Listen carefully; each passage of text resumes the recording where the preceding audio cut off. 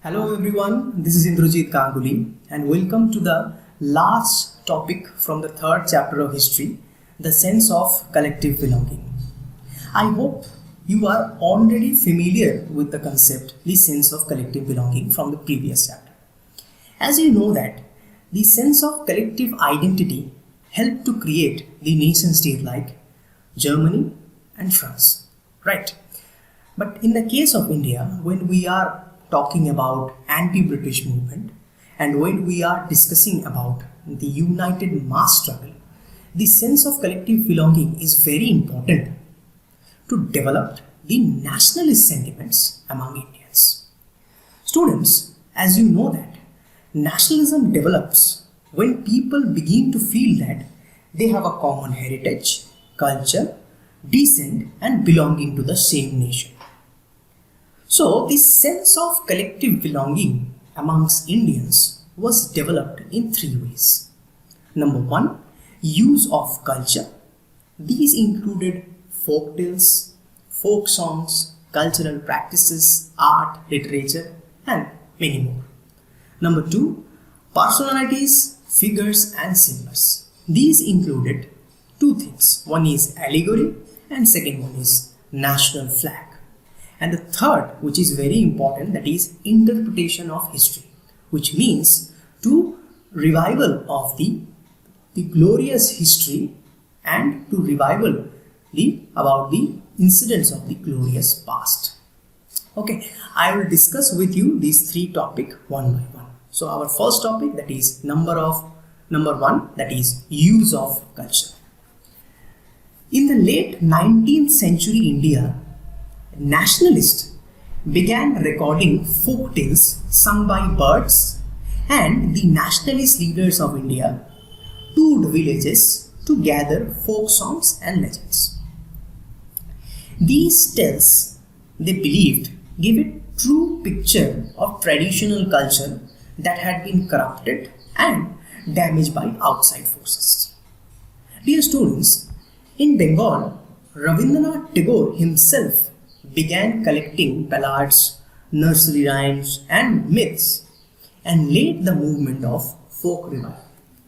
Remember students, in Madras, Natesha Shastri published 4 volumes of the folk tales and presented it as the folklore of southern India. Remember student, it is very important for 1 mark question, and he believed that the folklore was the national literature and it was the most trustworthy manifestation of people's real thoughts and characteristics.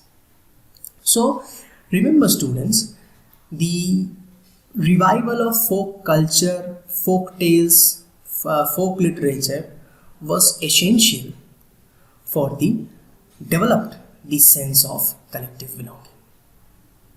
Okay, number 2, personalities, figures and symbols. On your screen, this is a picture of Bharat Mata, and she is the allegory of India. The first image of Bharat Mata was created by Bankim Chandra Chatterjee in his novel Anandamath. Remember student, Bankim Chandra Chatterjee also composed the hymn called Vande Mataram, and it was dedicated to and this hymn was dedicated to the motherland. Okay. Later on, Bankim Chandra Chatterjee included this song in the Anandamath, and this song was widely sung by the Indian revolutionaries against the anti-British struggles. And remember students, Anandamath became a very important book and it encouraged the young youths to join in the anti-British movement. So frightened by this book, the British government decided to ban this book. Bharat Mata was widely used by the revolutionaries in any British struggle. So the picture of Bharat Mata was first painted by Avanindranath Tagore. Those students having Bengali, they are basically familiar with the name Avanindranath Tagore. As you can see, Bharat Mata was an ascetic figure, and she is calm, composed, and she's just like an ordinary woman of India. But the divinity and spirituality was generally depicted from her 4 hands and these rays of light. So Bharat Mata was becoming a very influential figure, and it developed the patriotic feelings among the Indian revolutionaries. The Bharat Mata image was first painted during the time of Swadeshi movement, and this image of Bharat Mata was used in the anti-British struggle. So the allegory of Bharat Mata was an important component to develop the sense of collective belonging. Remember students, in subsequent years, the image of Bharat Mata acquired many different forms as it circulated in popular prints and was painted by different artists. So devotion to this mother figure came to be seen as evidence of one's nationalism.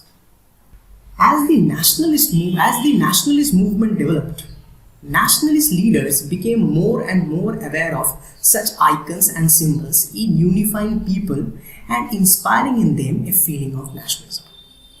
During the Swadeshi movement in Bengal, the Swadeshi flag was designed by the nationalist leader. On your screen, this is the picture of the Swadeshi flag. Remember students, Swadeshi flag is very important for 3 marks question. The feature of Swadeshi flag is very important for 3 marks question. As you've seen, this is a tricolor flag comprising red, yellow and green color. These 8 lotus on the flag suggesting the 8 provinces of India, and the crescent moon represent the Muslim people in India, and the sun represent the Hindu population of India. And here, this is the famous line that was written by Bankim Chandra Chatterjee, that is Vande Mataram. So this Swadeshi flag was developed during the Swadeshi movement, and that flag was used as a national flag of India. As you know that the national flag also is a very important component to create the sense of national identity. Later on, Gandhiji painted this Swaraj flag. As I have already discussed with you that during the Lahore session of Congress in 1929, all the Congress leaders, they have decided from that next year, that is from 1930, 26 January would be celebrated as Independence Day, right? And they would hoisted the tricolor flag, right? So Gandhiji painted these flag, and this flag is also having tricolor, that is red, green and white, and the charkha represent the Gandhian ideal of self-help. Remember students, the features of Swaraj flag is also important for 3 marks question. Another important concept for the revival to create the feeling of nationalism, that is interpretation of history. As you all know that India was a colony of the British Empire, and the British saw Indians as backward, primitive and incapable of governing themselves. So our nationalist leaders, they began looking into the past to discover India's great achievements. I hope you know that the Indus Valley civilization is one of the ancient civilizations the world ever had, and that civilization was developed in India. The discovery of zero was generally done by Indian mathematician called Aryabhatta. And Sir Albert Einstein, he also believed that Aryabhatta has a remarkable contribution in the fields of mathematics. We all know that the gravitational forces generally discovered by Sir Isaac Newton, right? But remember students, in the 7th century BCE, a scientist called Brahmagupta, he gave the idea of gravitational forces. Okay, we all know that the Copernicus generally remarked as the father of astronomy, because he first proved that sun is fixed and earth is moving around the sun, right? But Indian astronomer and polymath Varaha Mihira, he gave the idea, he wrote the various concepts on astronomy, planetary motions, okay, astrology and different fields, and he gave his different ideas about mathematics. And how can we forget the Muslim architecture and the Mughal architecture? I think you know that Taj Mahal is considered as the 7th wonder of the world. So India is having a glorious past. When the British was proving that India is a backward country and is a primitive country, the concept was totally wrong. So in this way, by the reinterpretation of the past, the sense of collective belonging generally developed. Okay students, this is it for today. From my next classes, I will provide you question answers, activity and math work. Thank you and have a nice day.